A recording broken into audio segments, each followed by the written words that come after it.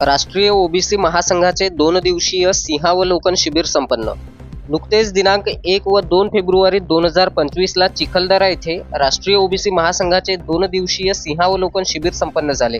यात संपूर्ण महाराष्ट्रातून राष्ट्रीय ओबीसी महासंघाचे राज्याध्यक्ष, जिल्हा प्रमुख, जिल्हा समन्वयक, कार्यकर्ते, पदाधिकारी उपस्थित होते. यात प्रामुख्याने संपूर्ण भारतात जातनिहाय जनगणना करण्यात यावी, तसेच राष्ट्रीय ओबीसी महासंघाने केलेल्या सर्व कार्यांची माहिती देण्यात येऊन त्यावर चिंतन करण्यात आले. प्रत्येकाने राष्ट्रीय ओबीसी महासंघाने काढलेल्या 1 ते 52 GRचा उल्लेखचा उहापोह आपल्या भाषणातून यावेळी केला. जे 75 वर्षात घडले नाही ते या 5 वर्षात घडले असे प्रत्येकाने यावेळी सांगितले. या 52 GRचा फायदा ओबीसी विद्यार्थिनींना कसा होईल यावर मार्गदर्शन करण्यात आले. यात ओबीसींच्या बऱ्याच बाबींवर चर्चा करण्यात आली. यामध्ये वसतिगृह, मोफत शिक्षण, महाज्योती, सावित्रीबाई आधार योजना, पेसा कायदा, शेतकऱ्यांच्या समस्या, पंतप्रधान आवास योजना, विदेशी शिष्यवृत्ती, प्री मॅट्रिक शिष्यवृत्ती, शैक्षणिक कर्ज यावर मार्गदर्शन करण्यात आले. तसेच या 2 दिवसीय शिबिरात ओबीसींच्या अनेक विषयांवर चर्चा करण्यात आली.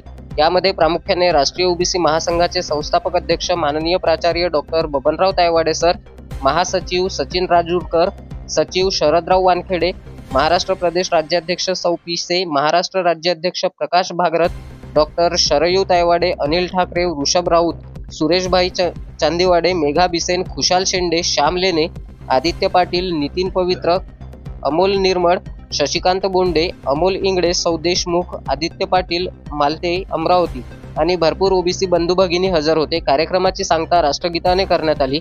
कार्यक्रमाचे संचालन देशमुख सर, अमरावती यांनी केले.